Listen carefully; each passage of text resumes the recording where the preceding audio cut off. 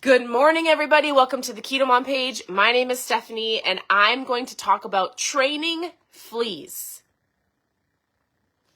I'm going to read a story to you. And you want to know what's interesting is I often think, I was reading this morning, I read my own books, I read my Bible in the morning, I read different things that I'm going through, and then my goal is to look for something that can encourage you. And I realized today, well, it doesn't really matter. I was going to read an actual story to you, and however it pertains to you, however it hits you, however you hear it, my hope is that you receive it and then you take action. I often sometimes feel like I have to put things in black and white and help people 100% with their goals. And then I thought, you know what? I actually just need allow people to hear things and to receive things. And then it's up to you to take action. I've said this on the page many times.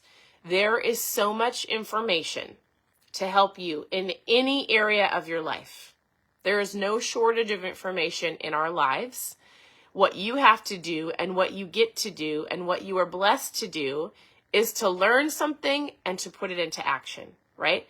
Is to break barriers, is to do uncomfortable things, is to try new things.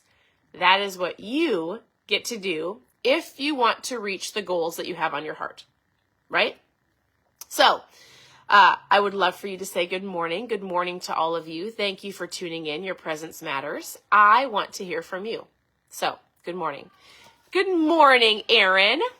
All right, I'm going to read something to you because it actually is really interesting, and however it pertains to you, whatever pops into your mind, here is what I would say. Whatever the whisper that you hear, like, I need to do this, I should be doing this, I need to stop doing this, I would challenge you today to do whatever that whisper is that you hear here or that you feel here. All right? So, listen to this really quick story. It won't take long. To reach your goals, you have to know how to train fleas, like the little black nasty fleas that bite you. You have to learn how to train fleas. You've probably heard this one about the two fleas at the bottom of a hill, and one says, well, do we walk or do we take a dog? I guess that's a little corny, but it leads to the fact that you can actually train fleas by putting them in a jar. Sorry, I have 4 dogs. Hold on. My children are grabbing them. You can actually train fleas by putting them in a jar, putting the lid on the jar, and those fleas will jump up and hit the lid over and over and over and over. And after a while, though, you'll notice that although they continue to jump, they no longer will hit the top. That is an absolute fact. So we're talking about training fleas. I want you to listen to this and try to figure out where this is in your life. Where are you, the flea that... Well, just listen. That is an absolute fact. Then you can take the lid off and I am so sorry. I am so sorry that, hey girls! You guys, welcome to the world of 4 dogs. It's great.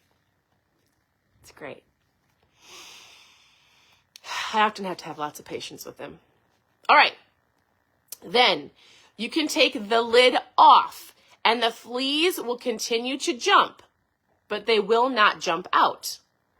They have conditioned themselves to just jump so high. And once they're conditioned themselves to jump so high, that's it. That's all. They will never jump out of the jar. Humans are exactly the same. They start out in life ready to climb the mountains, write the book, break the records. Along the way, they bump their heads or they stub their toe. They become what's called, what is this word? Sniope? Sniope? They are people who are susceptible to negative influences of other people. So, the question is this. Are you being susceptible? Are you being told? Do you have a lid put on you? Has somebody said something to you? Do you believe something that is keeping you here when you should be here? Keeping you here when you want to be here, but you won't go after it because you've been here your whole life? What are the things people have told you? What are the things that you were believing? What are the lies that you were told? Are you the flea that jumped, hit their head, and now you have an awareness that you can actually do more than you ever thought you could, but you're afraid to get out of the jar? A classic example of a 4-minute mile, he says, for years, athletes were told, for years, athletes have been said, I'm going to break the barrier. I'm going to break the barrier. I'm going to run a mile in 4 minutes. There was a man that said, I'm going to run a mile in 4 minutes. They would toe the line. They would get ready. But even as they were towing the line, they never broke the barrier because the coach's voice said to them, man, you will never make it. You will never run the mile in 4 minutes. You might get it in 4:02. You might get it in 4:03.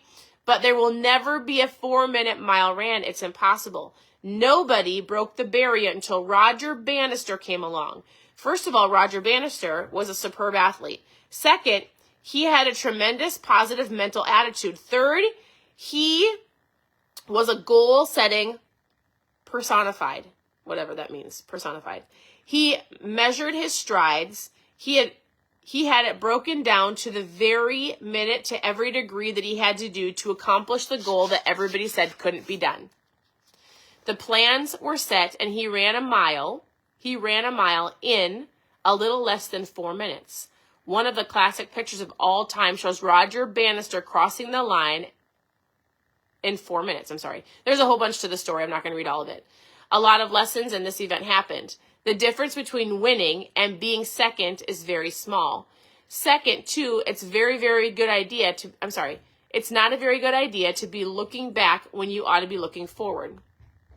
He shares his life and why he did what he did.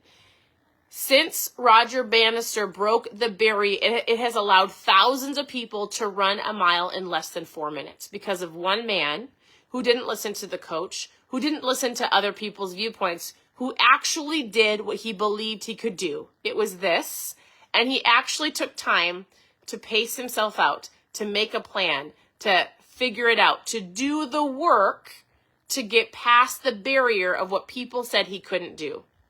So, where in your life have you or other people put barriers on yourself? Are you the flea?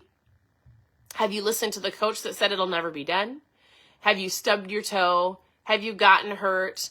Has it hurt? 100%. I could easily say to myself, listen, I'm not going back to CrossFit. It hurt so bad yesterday and today.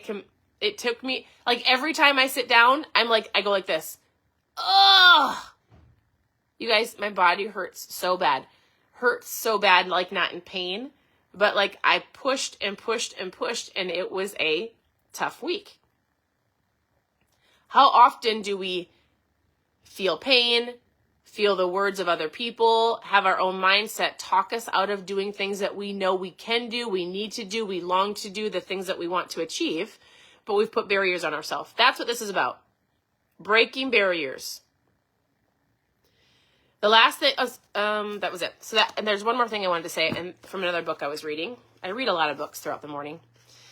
When was the last time you did something for the first time? And here's one more thing I wanted to read to you. Here's a thought. When was the last time you did something for the first time? Do you avoid taking risks or trying new things? One of the best ways to get out of the rut of your own thinking is to innovate. You can do that in little ways every single drive. Drive to work a different way. Order an unfamiliar dish at a restaurant. Ask a different colleague to help you with a familiar project. Take yourself off autopilot. That is how you're going to go, all right, how do I break a barrier? I'm going to do something I've never done before. I'm going to try something different. I'm going to reach out and ask somebody new for mentorship or ask somebody new for an idea. I'm going to do something different to get me out of the rut of my life, to get the cap off my life, to believe I can do something that I truly long and I want. Because you can. And if all we're doing is speaking to your fat loss journey, there's probably something different you need to do. Maybe something else you need to implement, something you need to say no to. I don't know how this is going to speak to you or the things that are on your heart, but do not be the do not be the flea that is in the jar. Maybe you've gotten, and maybe it's been 30 years or 40 years or 10 years, and you're like, oh, I've settled. I have been hitting my head on the top of the lid, or I haven't been giving my life everything I have.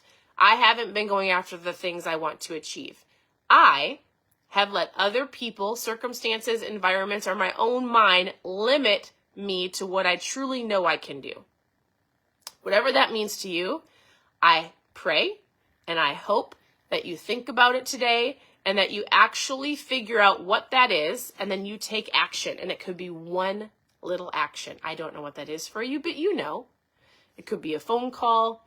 It could be a question you need to ask somebody. It could be doing something different, getting out of your comfort zone. I don't know. I wish I knew all of the answers for all of you so I could give them to you and you could just go do it. But you have to figure that out. So, all right, that was this morning. Thank you for tuning in. I truly appreciate it. I love seeing when you hop on. I am going to go homeschool our 4 kids and 2 bonus kids that we have today. We have some friends that are busy and they need our help, and we get to be blessed to homeschool their kids. So they're our friends. Their kids are homeschooled too. So 6 kids today. It's going to be an incredible day. Make the best of your day. I truly appreciate you.